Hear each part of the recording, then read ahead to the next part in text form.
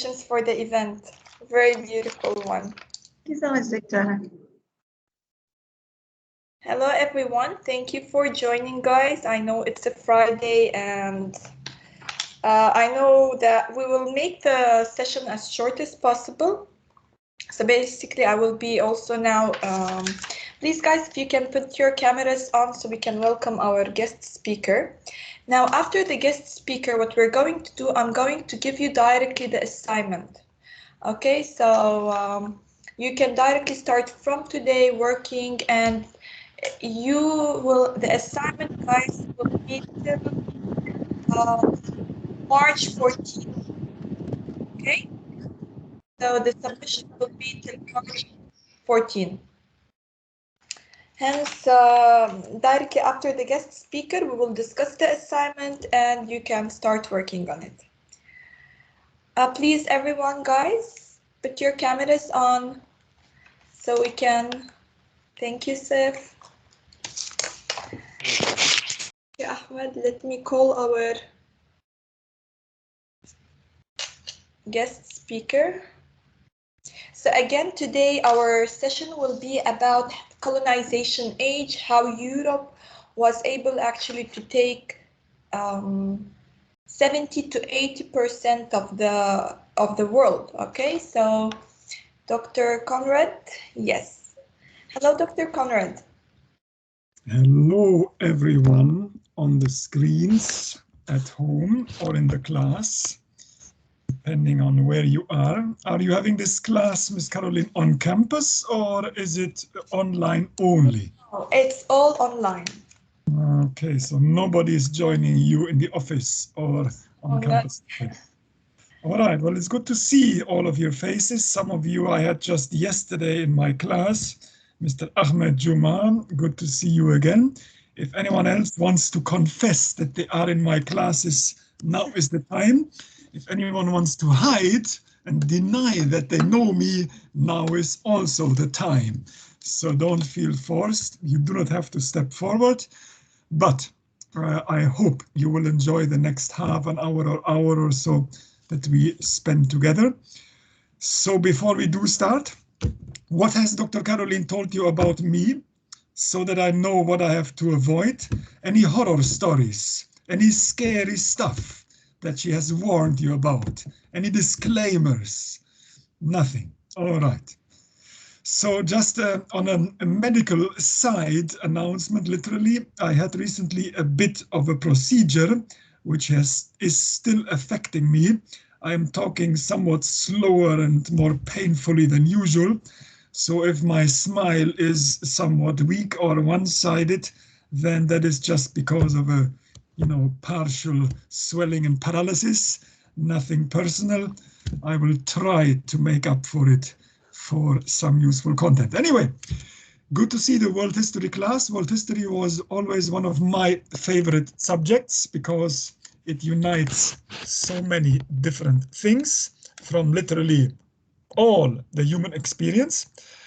So tell me, what have you been told that we will be talking about today? Any volunteers? The Aztecs. The Aztecs. The end of the Aztec Incas and their colonization. Okay, all right. Then Aztecs, Incas. Have we left out one of the major civilizations of the Americas right there? The Mayans. Yes. Yes, Ms. Maitha, the Mayas. Okay. If you had to tell somebody who has never heard of these words before, a man from Mars who has just landed from space, in 1 or 2, maximum 3 sentences, the difference, the localization, and the significance of all 3, Aztecs, Mayas, and Incas, how would you simplify that in a very short summary? I'm testing your power of synthesis of knowledge into very simple, bite-sized, media-adequate pieces. It's very unfair, I know. Ms. Caroline told you all these details about these 3 different, very important and worthy civilizations, and now I come and ask you to do it in 3 sentences. Ridiculous. No, just another way of looking at things. There is long versions and short versions of everything.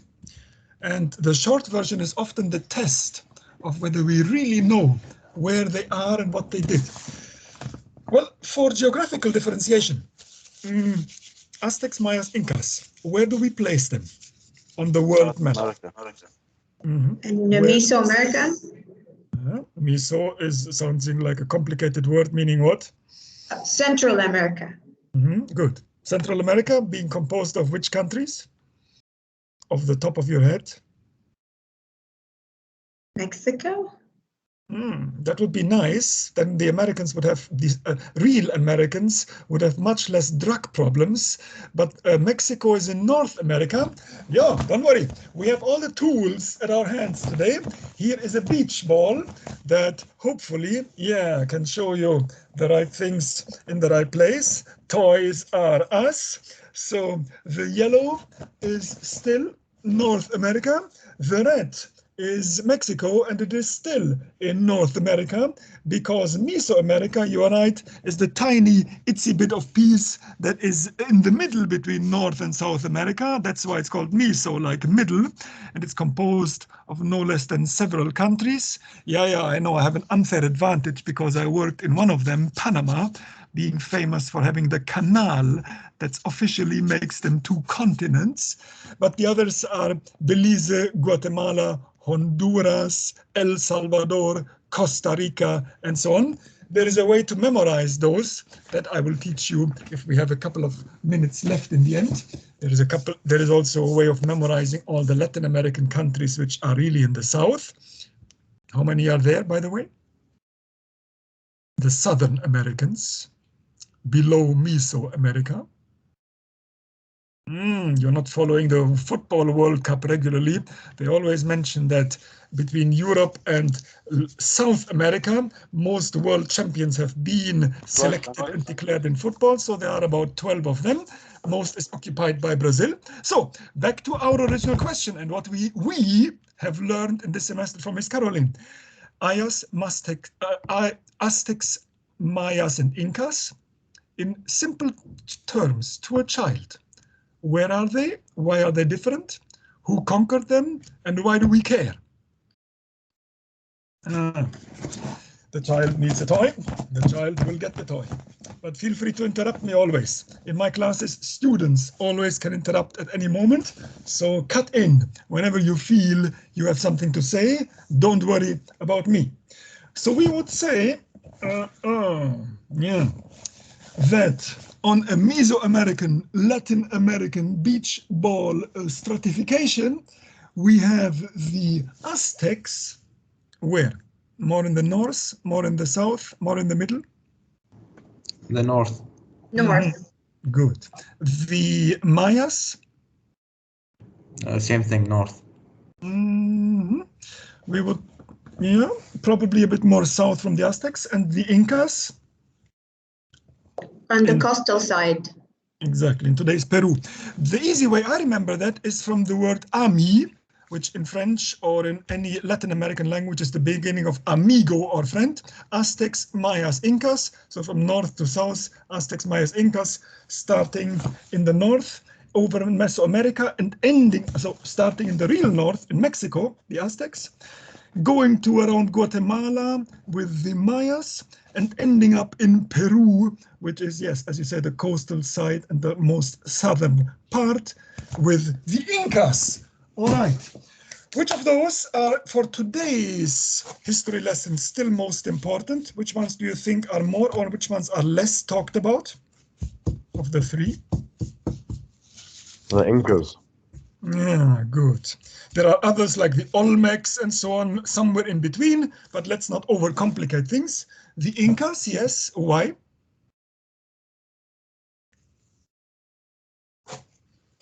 Because we have a Disney movie that is dealing with the Emperor of Peru, Cusco, and a very funny llama in it. I forgot the name of that movie, but it's something called like the Emperor or something like that. So yes, because they had treasures, they had gold, they have a lot of things that people needed. I know you know all that. And just to wrap up the review with the people who conquered them and did all kinds of haram things to them. So we have these famous conquerors. Who went where and did what bad thing? Now we connect names to places. The Spanish, Mm-hmm. they conquered them. Mm-hmm. Do we have any famous and infamous names of people who did that?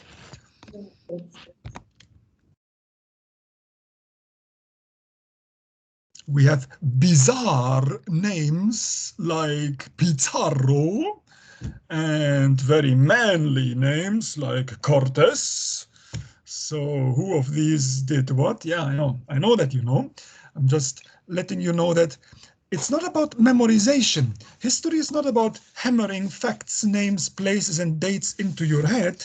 That is a boring exercise and it doesn't work anyway.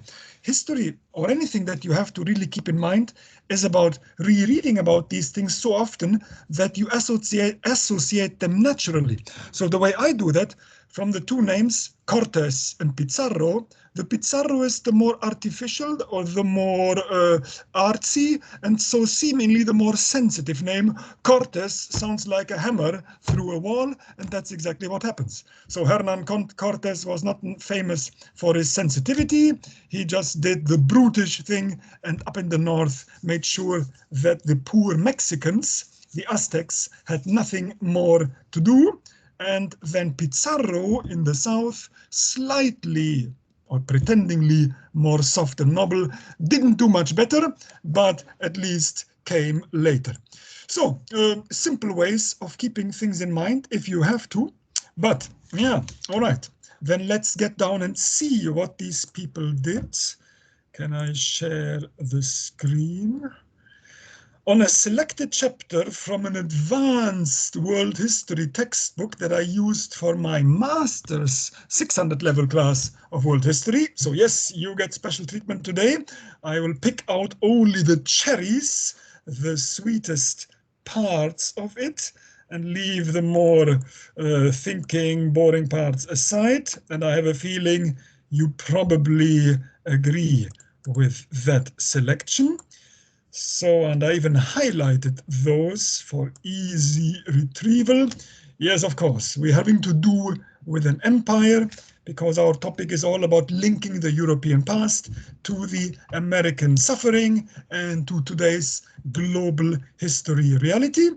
So let's see what we can selectively find there. Maps, always useful because a picture says more than 1,000 words. And here we have it again. Here we would have, as you see, can you see the moving white hand also? Yeah, Is it? yeah. Okay, great. We have our Aztecs here in Mexico, and we have the Mayas and Olmecs somewhere in the center, and the Peruvians or Incas, well, somewhere here around Lima. All right. Okay.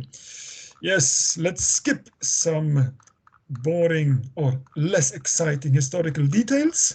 It all, of course, has to do with Columbus. So let's not forget about the man, but it is not always and only about Columbus. Let's not forget that other people did some interesting work in those places too. And in this nice highlight of these places, we see that the English are highlighted in their national colors in red. All right, we know what they did because we have our university name more or less thought of out of their hands. The French also were busy, even that is sometimes much known. The Dutch are almost completely forgotten by today.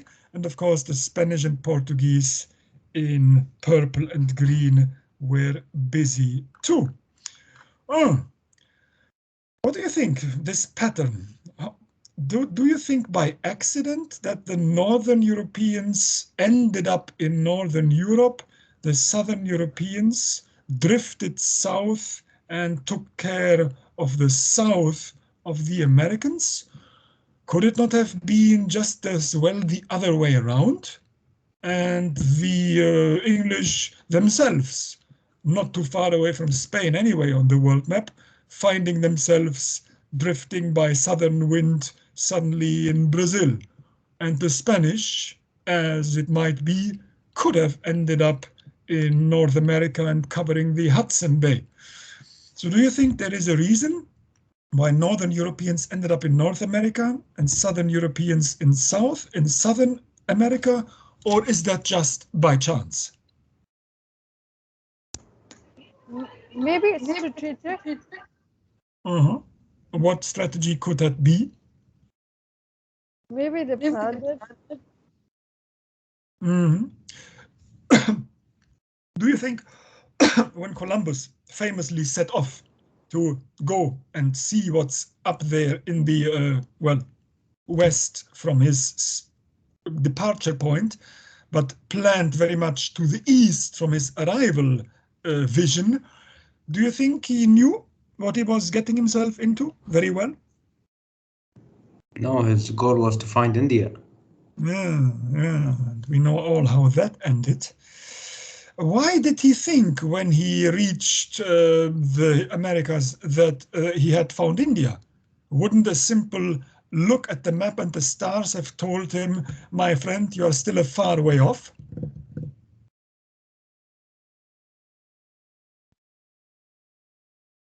I know, it's a very deceptively simple question, supposed to trick you. Why did Columbus not realize that he still had 2/3 of the way to go? It's easier than you think. Doctor, Yes. wasn't the continents connected to each other? Oh, sure. He didn't imagine that he would meet a continent on his way to India. But why didn't he just say, oh, it's a continent that blocks my way. Bad luck. Either around it or through it or back. Why did he say, hey, we arrived? Because that's what he found first, right? Sure. But couldn't he have just realized that he is not yet in India?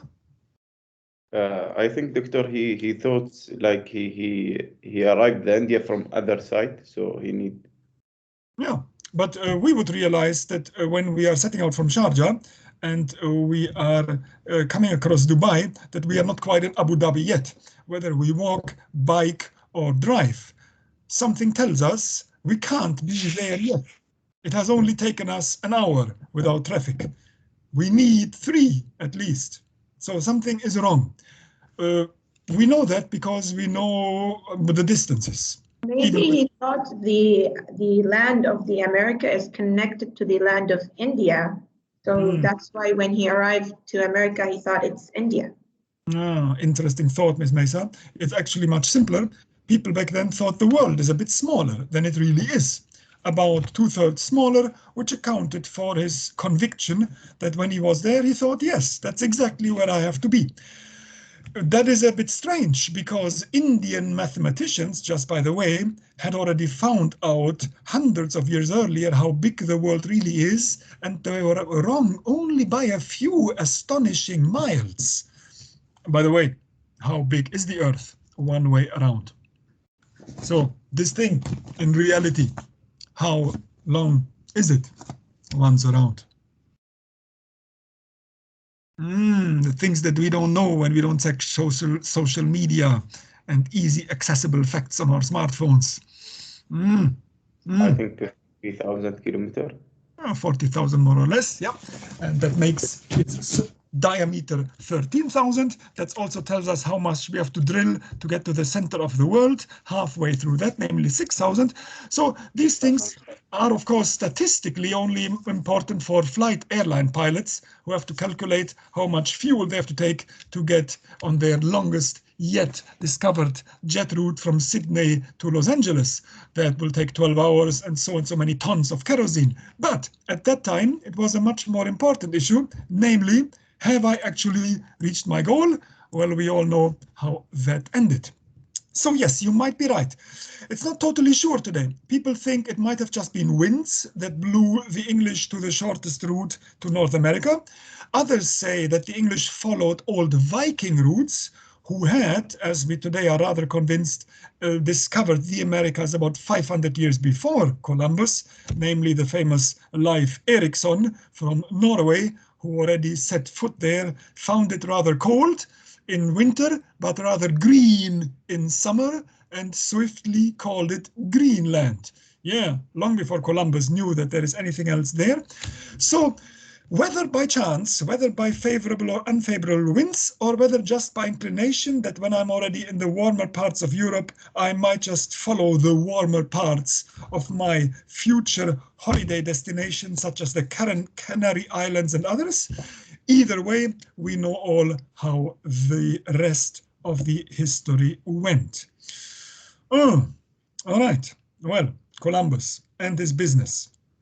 He was not alone, as we can see. Many others joined him, mostly, interestingly, Portuguese, Magellan, and others who circumferenced, meaning went around the whole world for the first time. And just to get that straight, Christopher Columbus, what nationality was he?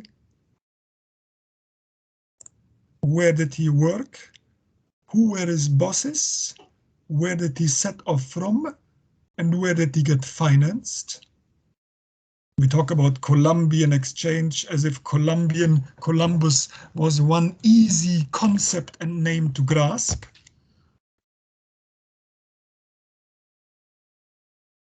Well, Christopher Columbus has 3 different names, and 3 people claim him as their own. One is that we always use. Then there is Cristoforo Colombo, which the Italians use. Then there is Cristobal Colon, which the Spanish-speaking people prefer. And finally, Cristobal Colon, which the Portuguese-speaking people say is theirs. So where is he really from? He's Italian. Originally, yes. And No, it's Portugal. See, we have this fight. Keep that. Find it out for yourself. I don't want to give too many secrets away. Let us say, for simplicity, he might very well have been Italian, but he was paid by which country to do his travels? The Spanish. His most famous monument, apart from countless Columbus squares, one is right up in New York, another one is in Barcelona, many columns, the most famous of those might be in Barcelona. The most famous monument of him is in Lisbon Square, because it's a whole stone ship that points towards the ocean, life-size, very impressive, very massive. And yes, 4 civilizations claim him as their own. The Americans also think they invented him. All right, well, now that we have covered that history is complex, to say the least, and by the way, many more things could be said about these trade routes. I usually tease people by telling us why we are the American and not the Canadian university in the Emirates, because it was very close. It could very well have gone the other way, but the French, breaking this pattern of colors here, actually found, although more southern than the English, that they had more business in the north of the Americans and ended up in the northernmost part of them. Well, speak of accidents of history. All right, I think we have warmed up nicely. Right, we can get down to the real business, skipping all kinds of things along the way and getting to trade, to roots, and the legacy of Columbus. Well, if the textbooks tells us that the legacy of Columbus is debated, some argue great things about him, heroic, democratic, opening up the world, and so on. And others say it's the beginning of disaster, misery, disease, and so on and so on. Where do you stand without checking those sources further? Is it a lucky and coincidence of history that the man did what he did? Or are we today rather suffering its consequences? It's a bit of both, Doctor. Well, imagine there is a famous world history book that says, what if, ... It has all kinds of scenarios that discuss what would have happened if things had gone differently. What if Germany had not started a world war? What if Germany had won the world war? Oh, and what if Christopher Columbus had not been the one to discover the Americans, but either the Norwegians had followed through from their 2065 first landing on Greenland, or the British would have gotten their act together and done the whole business? Latin America today would look how if it had not been for Columbus to claim the place first. As a reminder, Latin America is the multicolored patch that looks like an ice cream cone, fitting to the climate and the temperature in the place. With the red part, the best football playing nation in the area, Brazil. I always think that people know this, but I always find they still need to be told. So I'm continuing my ice cream teasing here. Why do we have Brazil as the biggest country in Latin America and the probably most famous one as well, and speaking another language from the whole rest of the Latin Americas? I will keep leaning my cheek against this ball until you give me the answer.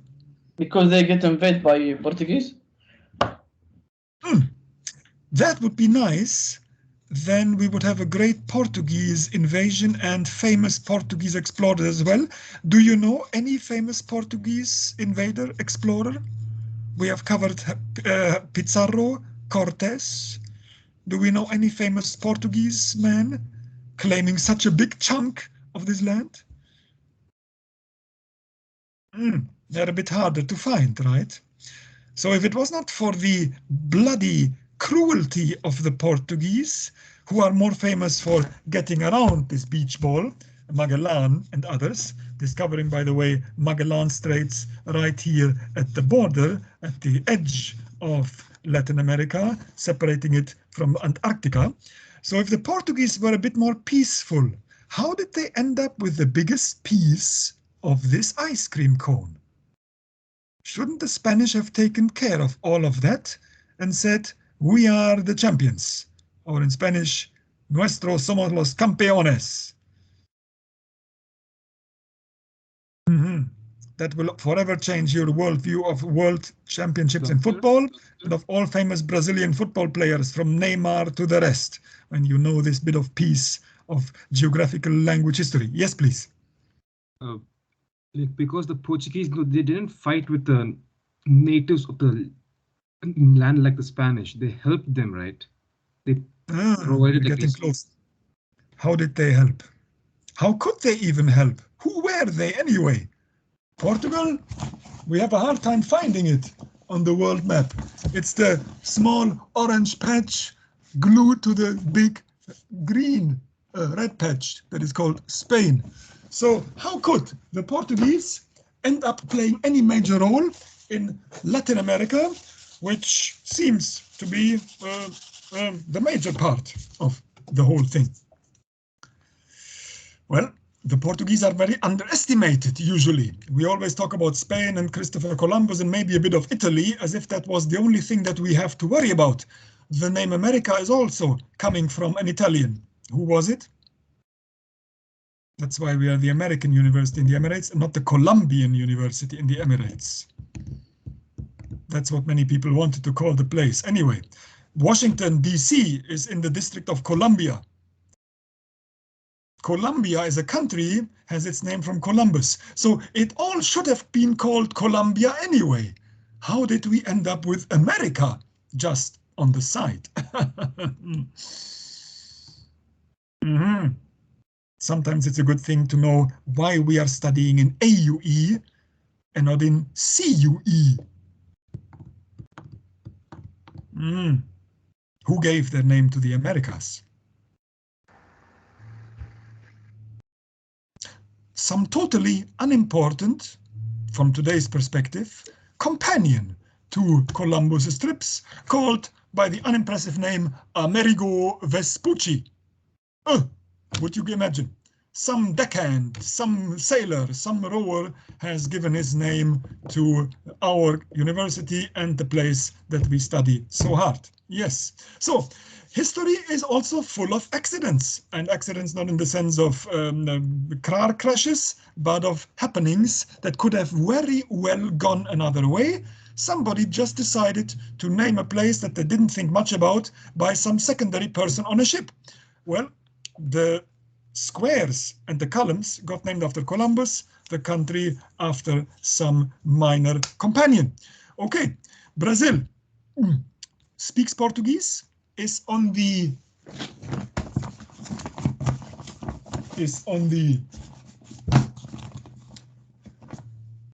eastern side of Latin America, closer to Europe.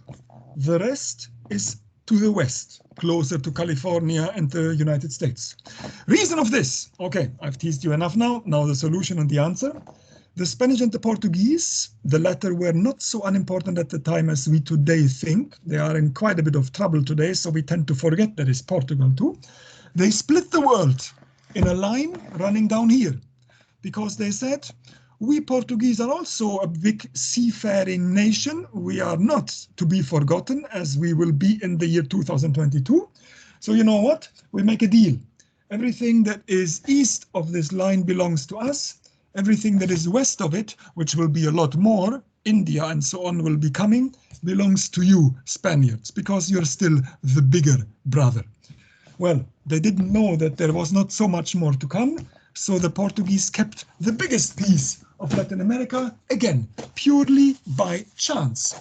They thought there is something else and more behind that. So many mistakes were made when we were going west to reach the east, and some of them dropped in our names, in our locations, and in our football history. So now you know why the Brazilians are the only ones who speak Portuguese, because they didn't get conquered. They simply got divided by some line drawn up somewhere in Europe without any idea what else is east, south, and west of the place. Well, yeah. And until today, we fight with the consequences. The whole thing split up in 12 countries. Latin America is a patchwork as Europe is. North America has more luck. They have only Canada, the USA, and Mexico to deal with. South of the border, or of Mesoamerica, as Metha called it, there is a whole thing of a mess of countries. And by the way, why do we have this mess of countries there? Just like in Africa, by the way, where the colonizing powers, and you know about colonization, did their best to cut up the whole place like a cake, and everyone wanted the biggest piece, but nobody ended up with a big piece. How did we, in the whole place that is now split between only two countries, Spain and Portugal, end up with 12 instead of 2 countries? Should it not just have been Brazil and, let's say, Argentina? 1 Portuguese and 1 Spanish-speaking part? Khalas?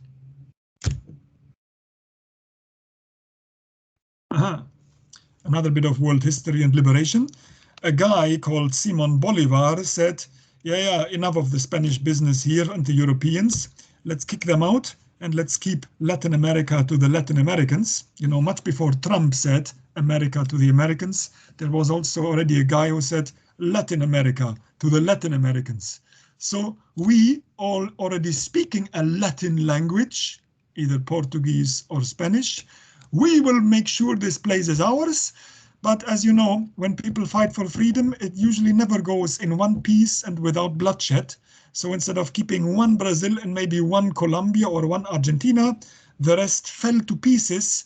That is the price of liberty. So we have Bolivia, Peru, Argentina, Venezuela, Colombia, and all these places that have gotten rid of Spain at the price of fragmentation. All right. Okay, well, I thought we don't need this bit of review, but I can see that some of you show in their faces that it is not all unwelcome because the next Football World Cup is in Qatar, and when that comes around and all the Latin Americans come and say they want to win it again out of the hands of all the Europeans, Germans and French, who won it the last 2 times, with the claim that they are better used to the Qatari climate in their hot Latin America than we are, then I want you to know that when they are all lining up from Ecuador to Chile, why they are there, why they are named like that, why there are so many of them, and why we just don't have 2 Latin American football nations. Well, well, well, the things that we Europeans did. Aye, aye, aye. Okay, good. Back to the business of finding out what has been left from the Columbian times in our age. And I want to get away from the Europeans. I know that that is the part of history and world history that you have to learn, but since we are not there, we here in this part of the world always find it a bit hard to relate to Europe. What do we in the Middle East have to do with Europe anyway? So yes, I would love to make this more of a Middle Eastern focus, but it's a bit difficult in between Europe and the Americas. Well, the Middle East is unfortunately not right there. By the way, why are you not there? As the Middle East, shouldn't you be located between Europe and America? The middle, you know, the middle. Who came up with this crazy name that you are the Middle East when you are east of everything? Who had the audacity to say that you are the Middle East and the Chinese are the Far East? Because in China, where I also lived for 2 years in my life, I can tell you that this big piece here, which is China, is not in the right side of the world map, it's the middle of the world map. And with China, the middle of the world map, well, guess what? The Middle East is in the west. The Americas are in the east. Because the Chinese think that they are the center of the world. You will be surprised when you go to China. You will be very confused when you look at their world maps. It's upside down, left to right. No, Ms. Mesa, don't be confused. That's what everyone does. That's what we all do. We have, sorry to say that, a terrible world map. Because we, the smallest continent of all in the world, Europe, which is so small that the word Europe covers already everything that is land on it, we put ourselves in the center. And because we put ourselves in the center, we call the Americas the West, and all of us are in the East. Excuse me, this is a ball. This is a globe. This is round. On a ball, there is no East and West. All directions are the same. You only get East and West when you put it flat on a wall, have to cut it off in 2 ends, and have to say which one is left and right. In a real globe, there is no left and right. It's all round. So, I hope you are aware of this, that the Middle East is a word that I never try to use, because it's a terrible colonial relict of discrimination, calling you middle, calling the people further there who gave us COVID, sorry, no offense, Chinese, calling them the Far East is just because we Europeans think that we are the most important people on the planet. Christopher Columbus and so on. And you people are second-class citizens because you are the middle of something. Yes, so please be careful, and I want you to be, if you use the word, at least know that it's originally a discrimination, and if possible avoid it, because you are only the middle from a very Eurocentric perspective. East-West, it's all relative depending where you stand. Having said that, just making that clear. So I brought the Middle East and us into Euro-American history after all. Yes, yes, thank you. I'm very proud of that. And again, to show that even our American focus is much less American than we think. Here is the world, the Netherlands, right there somewhere on the map. I will only spend half a minute on it. by letting us know that America's most famous city, which is what?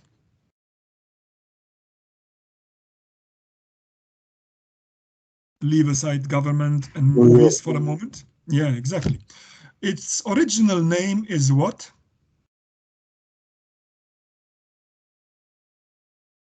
You are allowed to cheat and check that on your search engines. It's an open book exam and class. So all kinds of media are allowed. New Amsterdam. Exactly. The Dutch got there first, said, we like it. It's a Dutch-speaking place. And if they had stayed there, this would be the Dutch University in the Emirates. Yeah, history is full of twists and turns, more interesting than any Hollywood movie could ever be. Well, actually, Hollywood movies are full of history's twists and turns. So let's take some more of those.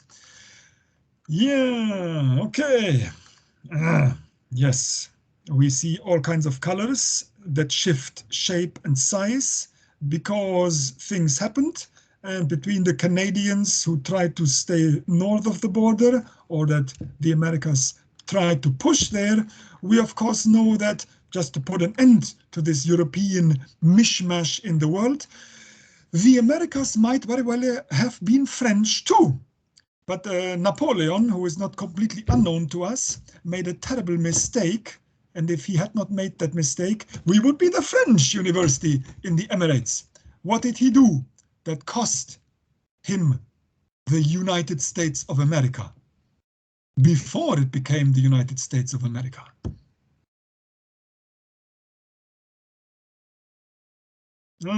He sold it. He sold the biggest, the most juicy, the best climate, the biggest fruit trees in the United States, everything that is Louisiana, the best music, jazz, and so on. Also, unfortunately, the most tropical cyclones, hurricanes, and floods and disasters recently. But he sold all of that in the famous Louisiana Purchase. Louisiana, by the way, from King Louis, Louisiana. So he sold that, and if he hadn't done that and stood just there and said, this is my place, well, he might have won, and it would be French land, not America. So, yes, this is, after all, a class about European influences on the rest of the world. We might as well, before we go to the external ones, know what all inside the Americas happened from Europeans that could have, did then, but might very well have changed the course of history in a very, very different way. What we do know what happened and has happened is, as often in history, the most unpleasant, the most bloody, the most terrible parts that is left in our history books.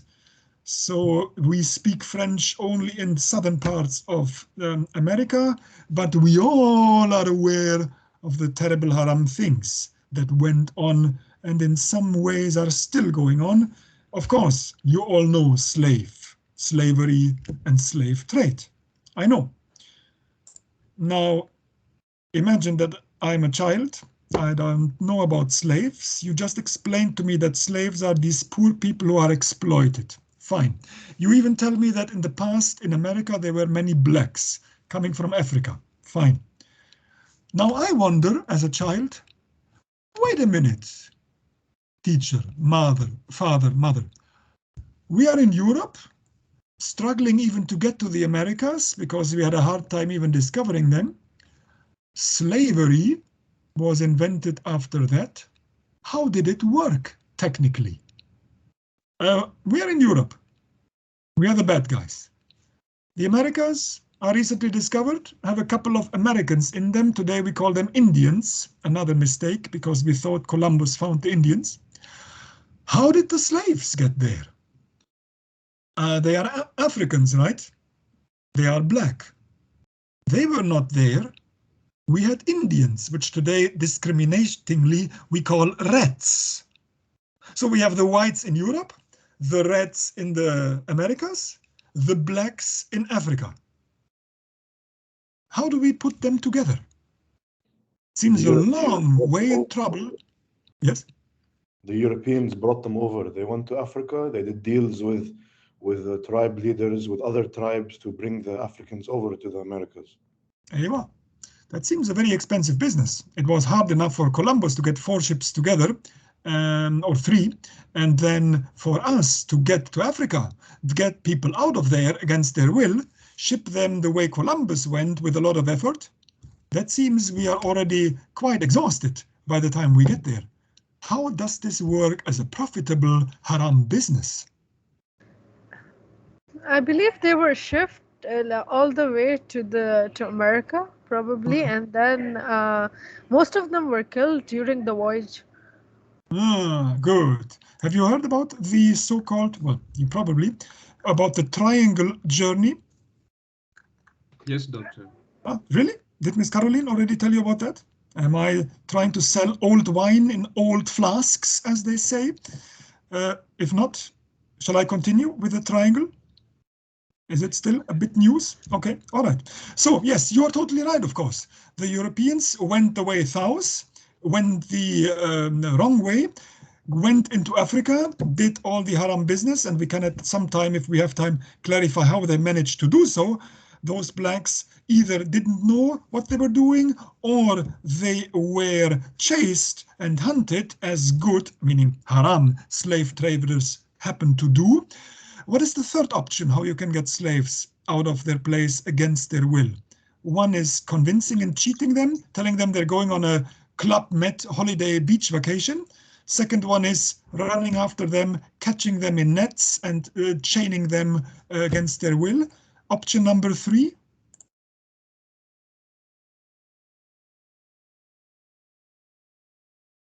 You bribe their leaders so that the leaders do the roundup and the chaining and shackling for you. That takes a bit of gold and pearls and other useless stuff, and then you let them do the dirty work. Yeah, how do we get that thing done? Well, yes, it is a triangle for a reason, because all parts are connected. Yes, then we take the terrible, as you say, the very, very terrible so-called middle passage. And in this diagram, that already as a simple black and white diagram looks completely horrific, because imagine being stacked like this, that you are even put sideways just to fit more people into a ship, and this is just one layer of the terrible pancake or Big Mac or whatever horrible image you want to conjure of several of these, each one just high enough to lay in there, and you spend months in it on a ship that moves up and down, and you get seasick, and it's hot, and it's full of fleas. Yeah, yes, exactly. The horrors of the Middle Passage were indeed horrors, and we leave it at that. This is the Middle Passage, because it had started in Europe. Here we get the slaves to their destination, where they do their terrible exploitative work. By the way, where did they work? What work did they do? Why were they brought all the way from Africa? Slavery. They have like harvest. Most Yeah. of them were like on the southern part, and then they will do farming over there, and of course they were sold to the white people, and then they had like these families, and they would work in their farms. Exactly. For products that today we consider even a bit doubtful, tobacco and things like that. Yeah, I know there is a wide customer base for that. Cotton, a bit more customer friendly, but still, yes, it's either hard work, dirty work, bloody work, because you literally rip your hands up by picking out the sugar cane or the tobacco or the cotton, soft cotton, from quite stalky and thorny plants. So yes, they were doing all the hard work for the lords of the manor in the south. And back we go to Europe with what in our ship? Oh, it's already written there. So we go with the get commodities. exactly that the Americas have to offer us, which is all kind of stuff that the slaves get out of the ground. Cotton, sugar, and the derivatives of that, alcohol, and all these things. Yep, And so it works. And we get back to Europe and we bring them from Europe the things to bribe them, gold, silver, pearls, and so on and on it goes. Yes. Wow. Well, that seems a really good business from a purely cynical monetary point of view. It seems also to have lasted quite some time because Christopher Columbus, well, 1400s, 1500s, let's say, the thing kicks off. We have the American independence hundreds of years later. And then still we have slavery. And then the then president, who, what was his name, said we have to do something about slavery. George So Washington. that was the first one. Abraham Lincoln. George Washington was the man who got it running. Abraham Lincoln was the man who thought we need some ethics in the place. So one of the big questions about slavery is always, how could it last so long? It's evidently, even in the views of those who used it at the time, a very dirty business. One of the dirtiest in the world in every sense. Even the Americans who profited from it opposed it. They split up and fought a civil war over it, almost cut their own country in two, north and south. How, then, against so much humanitarian arguments, is it possible to keep up a system that evidently the majority of people are opposed to? The slaves for one, the friendly people for two, the people in the north 3, because they don't need them on the farms, and say, what are you doing with them in the south? Well, most people object. And we keep it up for 2.5, 3 centuries. How come? Because free labor is still free labor, and it's hard to object to that when you have that in your inventory. Instead of paying people hourly, you have free labor, and it works well. That's why it's very hard to get rid of. That's what the whole Civil War was about, saving profit. Yeah, Mr. David, you have a very, very cynical but realistic and very useful viewpoint. Are you by any chance studying in the Koba? In the what? I'm sorry? In Koba, in the business college. No, I'm not. Ah, good. Well, then you have a very realistic point of view of the world. Congratulations on that. And I mean that seriously. Yes, you're right. Profit is an argument that overrides many, many ethical and humanitarian considerations. I was asking as if this whole thing had ended today, and I was asking as if, why did it take so many centuries to get rid of it? Have we gotten rid of it today? Doctor, as a public known, as most countries tries to shows like that they are fighting it, that they are against it, and even governments from all like countries, Western, European, all want to show like we are against this, we want to stop it, and we cannot allow to return again. So as a general idea in the whole world, yes, but some people's actions that shows the other. So that's the point that that we could treat, or like we could stop. Oh, interesting. So it's, yeah. I believe it's still there in some part of the world, like third world countries, African, they're still like really poor. And then like even though like a lot of factories, especially for cocoas, are still existing in Africa. So the labor cost, for example, if the same labor is working at that rate in America, they would be paid off much different than them who are working in Africa, almost like half, not even half, like they're getting over there in pennies. And they also have like a discrimination in paid rate. So I believe like it's also about like the belief still in the color, like you should be treated like, or you should be paid upon the basis of how, or your ethnicity or whatsoever. Yeah, with Mr. Ahmed, Miss Amna, interesting thoughts. And I guess we all realize that you are right. While, as you say, Mr. Ahmed, the civilized nations like to claim that they are way beyond this and like now to point the finger at those who they say are still keeping the system up. Well, Of course, we know that in some part of Southeast Asia, slave trade in the form of trafficking of poor women for all kinds of unsavory services is still going on because the news report that. Usually the news in those parts of the world who think they are way beyond that. Except then when you look at those, even the most advanced places, and find out that their labor treatment or treatment of labor people is not so much more advanced either. I can point out, so that not to point the finger at anyone, I take my own country, Germany, which is one of the most acclaimed social, political, democratic systems in the world, often even emulated by the United States. Former President Bill Clinton once famously said, we should look at the social system of the Germans and the security systems of the Swedes. So he was very much in love with those Northern European ways of, well, people treatment. Well, except that, of course, when you are a poor immigrant from Eastern Europe on the same continent, just across the border, then you get minimum wages too, very much preferred by those producers of, well, things like tin, sausage, and tuna in this very civilized country. So yes, it's shades of gray, what we call slavery, and definitely exists. It exists still today. But let's stay in our focus of the Americas. And I just finished a best-selling book that is called The Border. When I say the border and the Americas, which border am I probably referring to? The US-Mexican border. Exactly.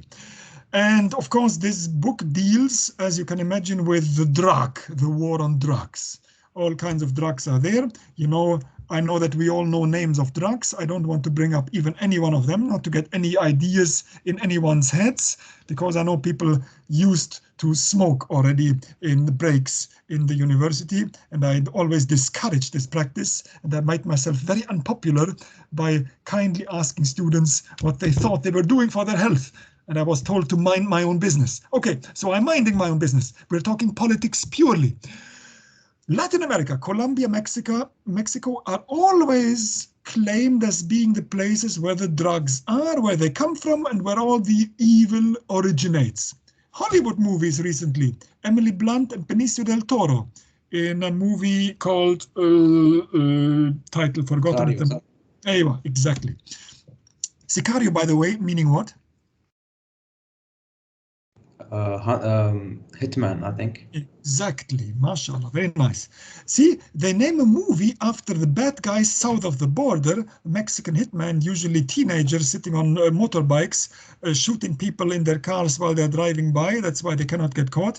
Exactly, you name a movie after a bad guy in Latin America, which in the movie appears for a few seconds and minutes. The rest is the Americans doing all the shooting just for that movie. Yes, so they get blamed for being where the plants are, poppy plants, harmless flowers, which can be manufactured into all kinds of unsavory drugs. And we accuse them of bringing their poison to the north, well, USA, the civilized place. Everyone who knows a bit about the drug trade, and I now know a bit, never wanting to, knows that there is a simple rule of all harmful haram substances, a market rule. What about the haram producers and sellers and traffickers of those drugs? Can you rephrase the question, Doctor? I will start the answer and you complete it. I know that was not clear the way I asked it. If there was no market of willing consumers of those haram drugs, then there would be no suppliers because the market is, no one needs to fill it. Exactly. We blame those, now we know why, called Latin American countries, for their production of all these haram things. Maybe some slave trade going on in the cultivation of those vast plants for producing the plants in the first place. By the way, that exploitation is also a double-edged sword. The girls and boys who work on those plants get 10 times more salary by doing that than they would get in any local industry. So that is just the look at the local production. But yes, you're right.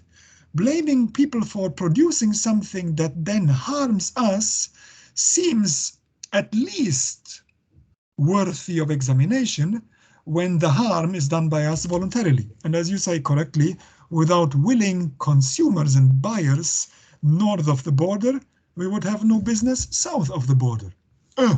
Yeah, so when influence and continuing influence, whether good or bad, of the post and pre-Columbian exchange is discussed, it is worthy to keep these things in mind.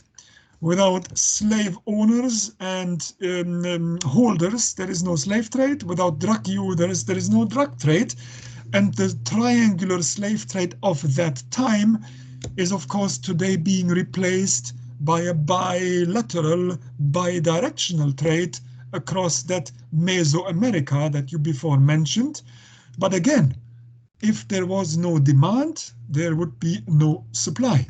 So very often it is very helpful when, as the Chinese say, those people that we discriminatingly call the Far East, they have many good sayings.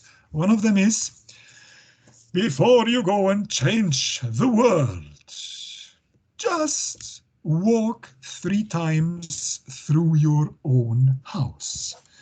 That might be politics worthy of following to some people who hold power and decision and keep blaming certain parts of the population for things.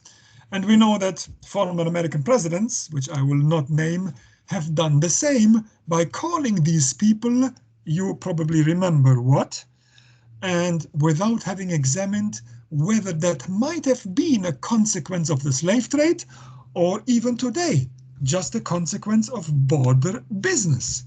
Because as you correctly mentioned, and as I'm now quoting you, Mr. David James, David James is, by the way, the name of a former goalkeeper of the United Kingdom national football team, right? But Moshi makes sure that we have a blessed trans-cultural combination here at work. On another time, back on campus, I would like to have Starbucks coffee with all of you to know more about you personally. I know this is a class where I meet you for the first time, giving you some material. It's always more important for me to meet you personally and know you than just to share or pretend to share knowledge with you. But I guess we will have to wait until we are safely all back on campus and you feel safe there too. So at the moment and over the distance, the consequences of slave trade are therefore multiple, multifaceted and many, and are of course not just limited to one part of the population, one skin color only, and one demographic segment of US culture. Well, it might be good to remind us of that. And when we ask, as it is asked here, why did it flourish for so long? Well, maybe the wisest answer is, who said that it stopped? Yeah, well, we have globalization going on today, at least since the 1940s. That is a political buzzword. And when the Second World War ended and the United Nations were founded, it became institutionalized in politics, in law, in international relations, in international organizations, and in the careers that we are studying in AUE, such as IR or security. So now, I guess, without even having to read all these highlighted parts, we can easily imagine how much of what we today know as the international world, the global arena, the global village, has been profoundly brought to us by, well, the pre and post-Columbian exchange. Okay, I do not always want to talk about negative things. I'm sick of news always reporting only wars and crimes and bloodshed and conflicts and so on. I'm always one of those who asks, where is the news that says, mashallah, great things happened today? We had a graduation ceremony on the 22nd of February 2022 in AUE in the Expo. Where is that piece of news in the UAE news? I want to see it. I don't want to see either storms or clouds or Ukraine, Russia going to war. I want to see the good parts of the news. So I'm trying to bring to you some sweet things of the Columbian exchange, literally sweet. And for those of us who get ready for lunch today, but after prayer time, and I hope I did not interrupt any prayer time, by the way, here are some of those sweet things. And as the picture says more than 1,000 words, I leave them right there for a few seconds. Well, if I can get them back, to show exactly that. There is not just pain and suffering, fortunately, but also some nice things that from now on we know, if we didn't know yet, that we really got them from the other side of the world. Yeah, well, tobacco, not exactly my favorite on the left, but after that it gets better if we move to the right. Pumpkins, yes, we all know that Halloween is celebrated with this fruit, the sweet potato, not much eaten, but very much worthy of our attention. Of course, avocado and others we do very much known. But yes, the tomato that we take for granted, many Europeans think, well, it is not sweet, it looks strange, it must be European. They are, of course, wrong. Corn, what children like to eat, vanilla in our ice creams, beans, which are everywhere, and our chocolate, of course, does come from the Americas, from the Latin part specifically. If you think about it, most things that are sweet and juicy do come from the more sunnier parts of our cousins over there. From the north, we get mostly politics, administration, and imitation of Europe of old times, 2,000 years ago. What am I referring to? Well, we all know that Washington, the center of power, sits on Capitol Hill, and they are run by Congress and the Senate. Do those words ring any bells of you from world history much longer ago?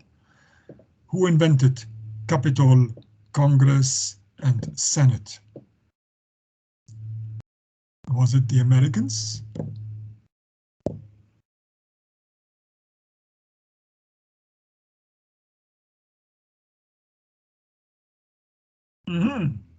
Worthy our world history attention. The old Romans did that. Capitolium was the hill on which in Rome the center of power was built. Senatus populusque Romanus was the motto of the Roman Empire. Senate and people of Rome. So Senate is as Latin a word as is Congress and many other things that we today still use in the political landscape. By the way, politics is a Latin word too. Res politica is the business of the people, literally. Economy, economica, media, historia. Do I need to go on? Everything, mostly, that we call academia comes from 2,000 years ago, and we only think it's an American system because we are trained in it. But its origins go way back. Well, back to the sweet part of life. Yeah, from Africa we get bananas, grapes, citrus fruits, coffee beans, yay, that keep us awake, peaches, honeybees, wow, yeah.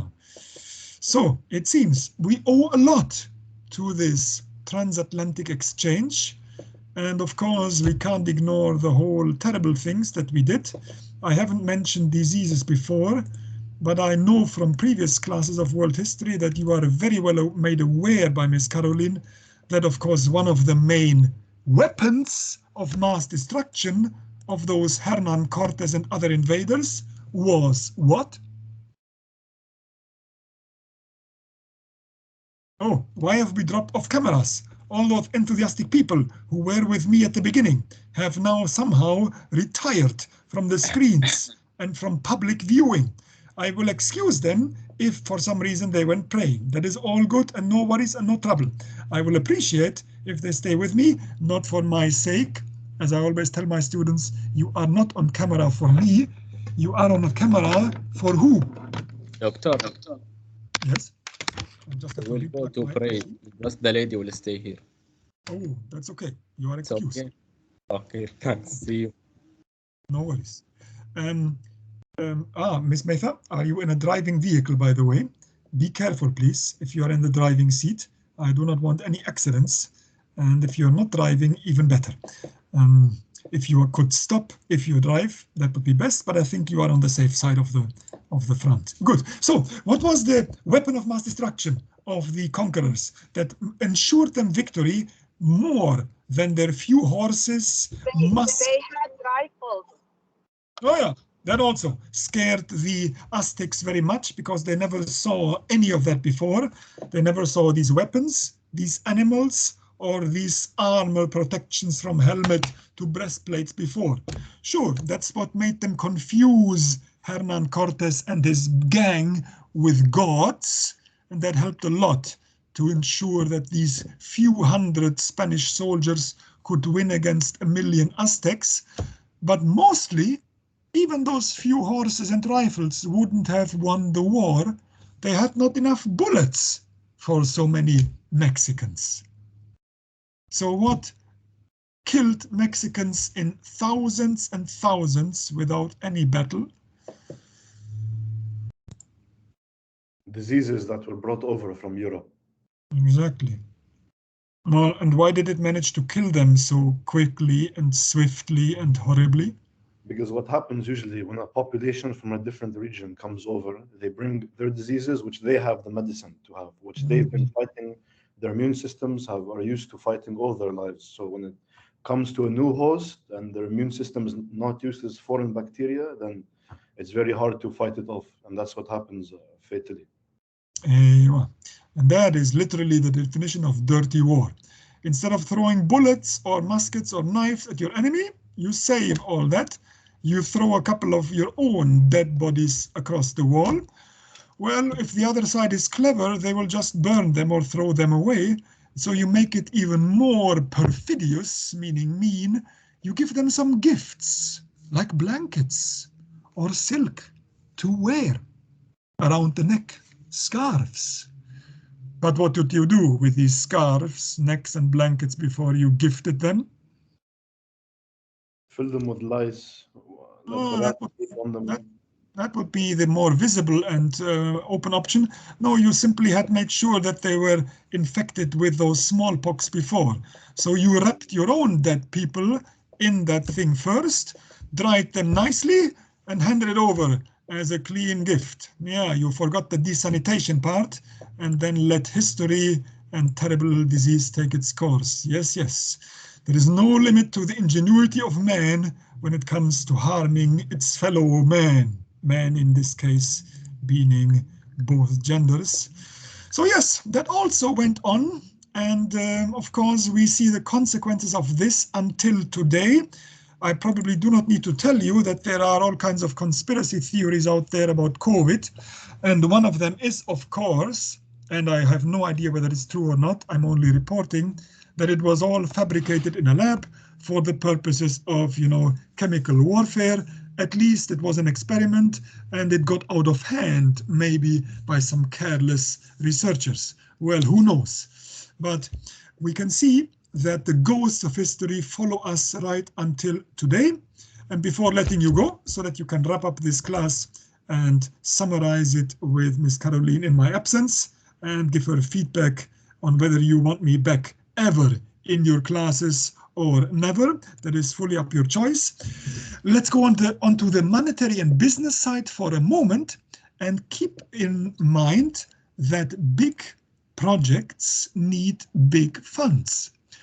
Christopher Columbus only set out with 3 ships. That was all he got.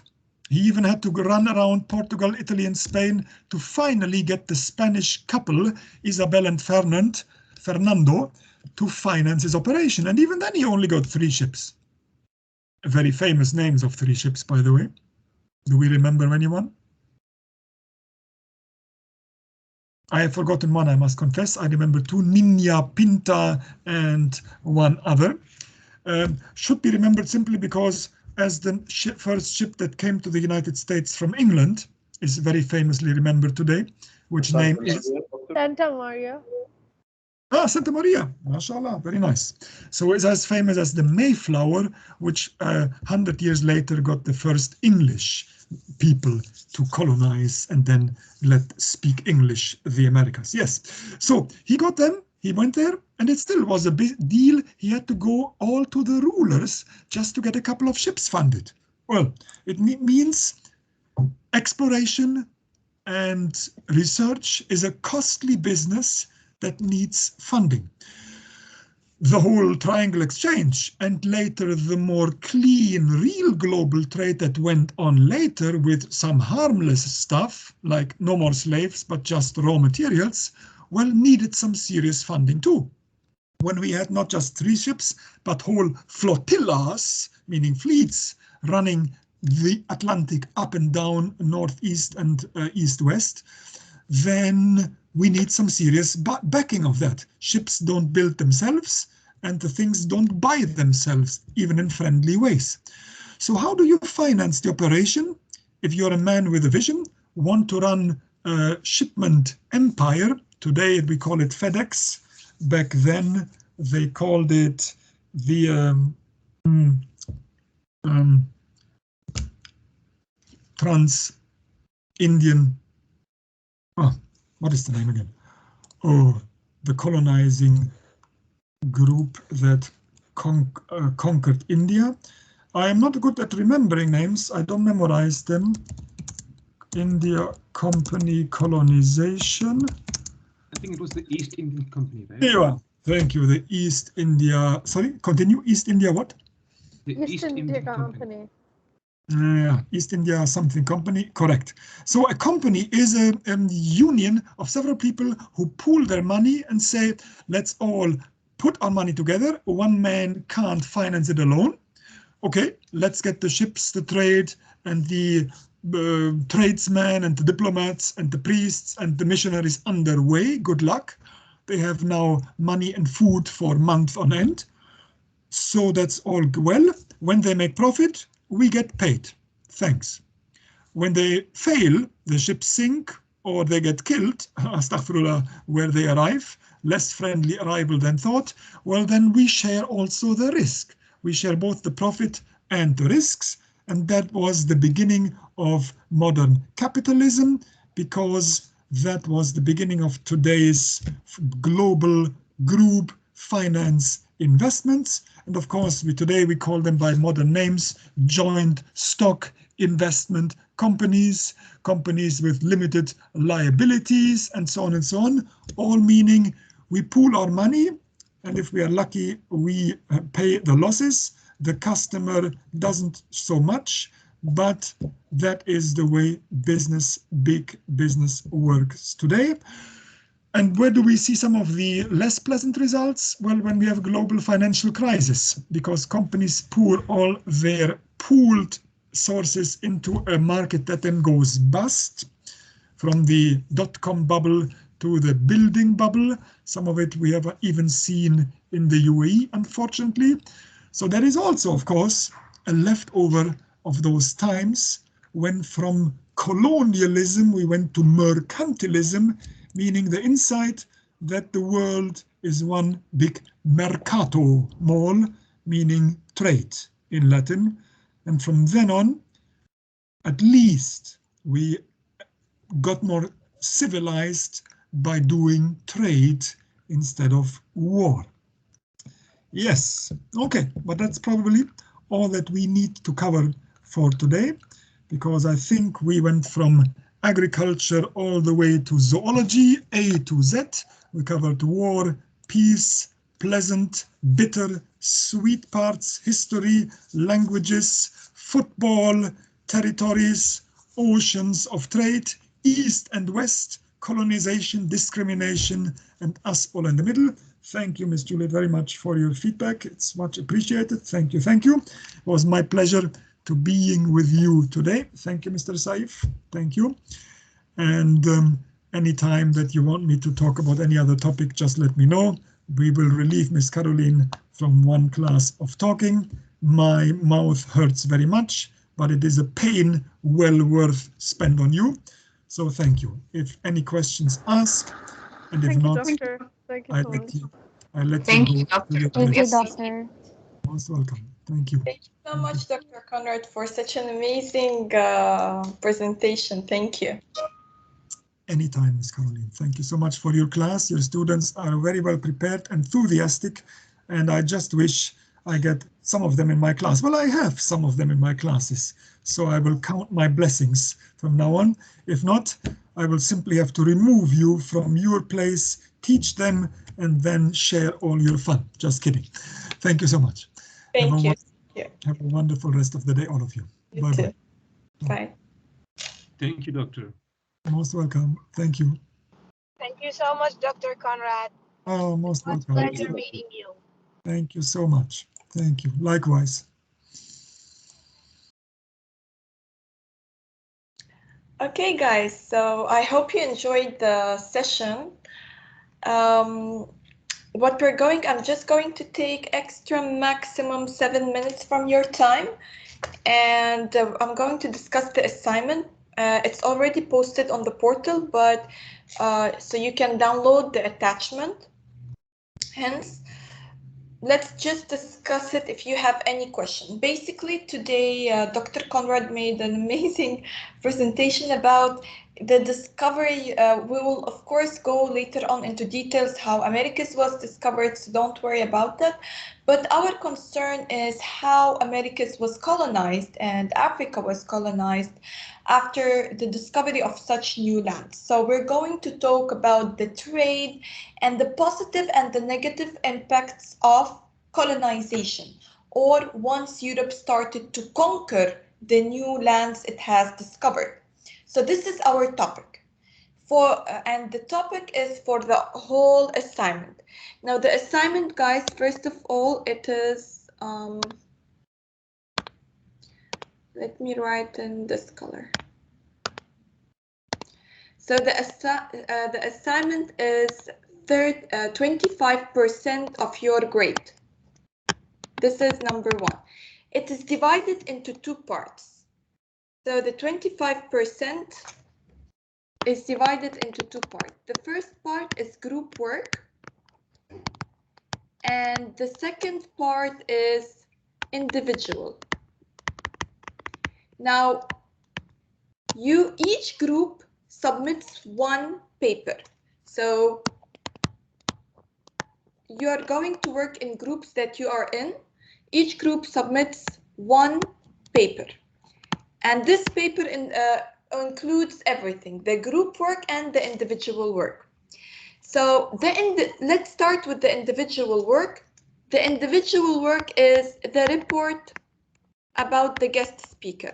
So today you have Dr. Conrad was our guest speaker. Each student needs to evaluate how was the presentation, what he or she liked, what he or she would love to see in other presentation, give your opinion. So basically, you are like an external reviewer. I'm giving you a presentation, commenting on it. And this is why it is individual, because each student has a different opinion. So this is for the individual work. Now for the group work, I'm going to give you 4 articles. So those are the 3 articles, sorry. 3 articles. Each article discusses, an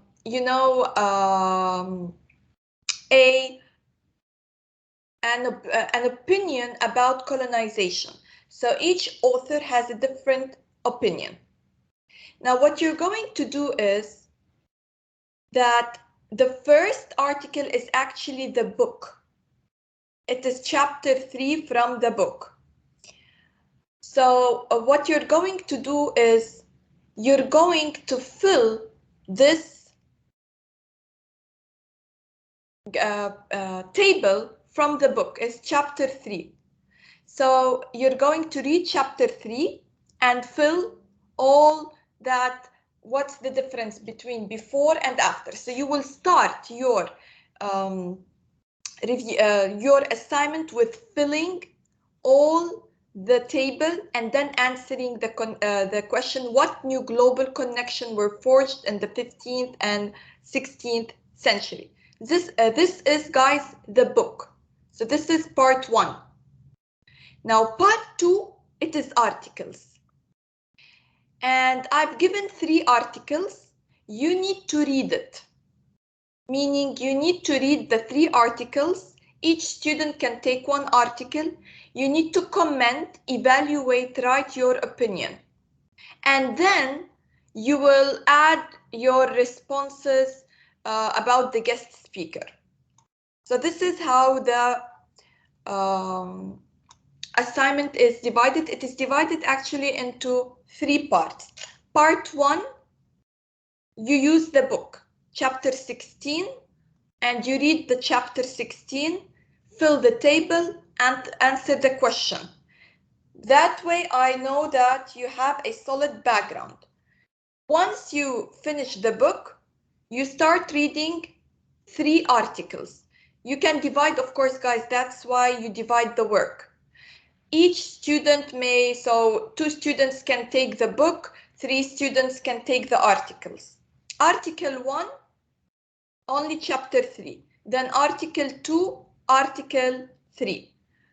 You read the articles, summarize, tell me about what is the argument of each author, then you give your opinion and you compare. So it is also individual work because I want to know each student what he or she did in the assignment.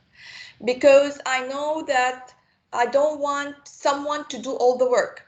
Hence, guys, each student is responsible for his or her work. Submission is March 13. Hence, guys, work together, and you're not responsible for any other student. So do your work and tell me what article you have taken, what article you have discussed. Guys, is that clear? Doctor, I have a question. Yes.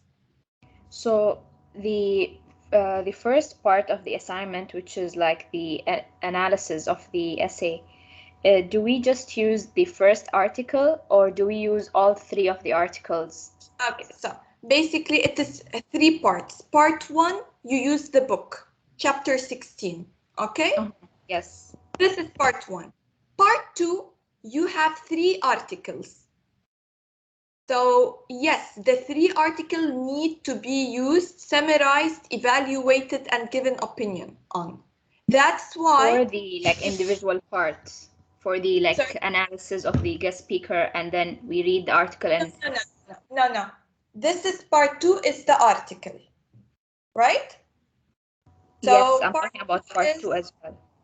Yeah, then you add, after you finish the analysis, it could be in the body, okay? You add the reflection of the guest speaker. So, Doctor, basically it's 2 papers. One paper, my opinion, and about the speaker, and the second one about the assignment. Yes, but you submit it all in 1 paper. So okay, that's how it's going to be done. That will make a high plagiarism because my other teams will also submit their own opinion. No. Only 1 student submits. Only one student. You add, yes, you add all the reflection in 1 paper. I'm going to go with you into more details. Introduction, guys. You introduce all the articles and the book chapter, okay? So it's an introduction and tell us who are the authors. In the body, you start first of all, it is made of several paragraphs. You start first of all with the book and the articles. So you summarize the book and the articles and answer the questions in the first part. Then part 2 of the body, each student writes his own reflection. So you add each student, copy paste his reflection in this part, and then you write the conclusion and you submit the paper. Is that clear?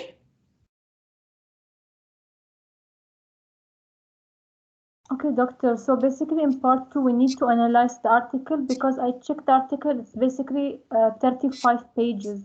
So I need to analyze it all. Yes. Okay. So you have 3 articles, but article 1 only chapter 3.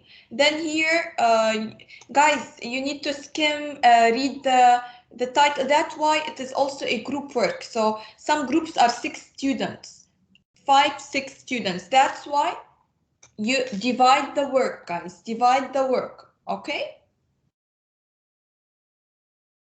Yes, what, Doctor, the plagiarism, how much should it be? Not more than 20. Okay, thank you. So guys, is that clear? You write an introduction, then you start with the body. The body includes chapter 16 from the book. So you fill this table and then you answer this question. Then you start reading the articles, give your opinion, evaluate them. Then you write the guest speaker response, then the conclusion. Okay? Any questions? Doctora, in the report, when we after the body, after we analyze the book and the 3 articles, we will write our opinion and evaluation for the guest speaker and his reflection. Exactly. When we put our own evaluation, do we write our names under so you know each individual? Yes, of course. Yes, please, guys. Okay. Each student, whatever he, she does, please put your names. That's why it's an individual. So let's say I have, let me give you an example. So I'm going to go to a group in world history. So this is any group. Let me go. Okay. Husna, Ahmad, Uzra, Nadir, Abdullah. They are submitting one paper. So what will they do? They will start introduction and then body. In the body, they will first, part 1 is about the book, then articles, then I want to see 1, 2, 3, 4, 5 responses about the guest speaker. So Husna, response 1. Then Ahmad, response 2. Then you write the conclusion. Now guys, the response is not more than 250, 300 words per student. Overall, it can reach 2,500, the overall paper. Okay? Is it clear, guys? Any questions? Isn't it written 2,000? 2,000 to 2,500, but because it depends on the group size. So we have some groups 4, some groups 6. So of course the 6 can reach 2,500. Okay? Doctor, just a question. Mm-hmm. Yeah, so I'm not sure if this question was already asked, but what's the maximum words? Like, well, it's okay. So if it's reached 3,000, Juliet, it's okay. Okay? oh, all right. Okay, miss, thank you. Any more questions?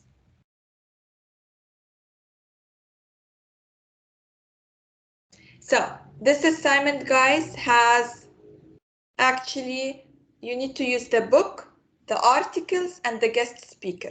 I already posted all the guidelines there, so please read them. What also I want, something very important, is to name the word or the PDF once you're submitting, and only one student submits. Include all university ID of the student. So name the document with the university ID.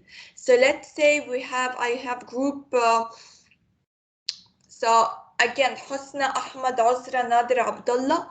So name the document with ID of Husna dash, ID of Ahmed, university ID dash. Why? Because once you submit, I want to link them to all of the students. So once I grade them and correct them, everyone can see his or her mistakes, or because it is the grades will be individual. Okay, guys? Sure, miss. Yes, go ahead. About the plagiarism, it's 20, not 15. Yeah, now I put 15, you know, to make you like, to make sure, but yes, it is 20. But I always decrease it, you know, for you, like reach 15. If you reach 16, 17, 18, I wouldn't bother you. Because, so that's why. So make, guys, work on 15%, but yes, it can reach 20. Okay? Okay, so doctor, in each body we should write our student ID, right? Yes. On one paper. Okay. Mm-hmm. And name also the document with your university IDs. Any more questions? Doctor, only one person submitted, yeah? Yes, please. Only so we have each group submits one paper and only one student submits. Okay? Okay. Any more questions? Yes, Doctor, there's no conclusion part. Yes, there is conclusion. So, of course, in the conclusion, this is the conclusion. In the conclusion, you summarize, tell us your overall opinion, what did you find, so what recommendations would you give, so you give, it's all about your opinion, okay?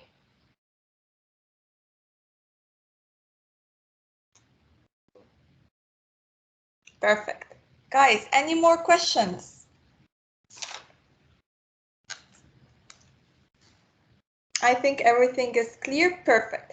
So I would like to thank you for today, and sorry I took a lot of your time, but have an amazing Friday and enjoy your weekend, guys, before the midterms. Thank you, and see you next week. Thank you, Thank you, miss. doctor. Have a great day. Have a good weekend, Professor. Thank you, David. Thank you, miss. Thank you. Thank you, doctor. Thank you, my dear.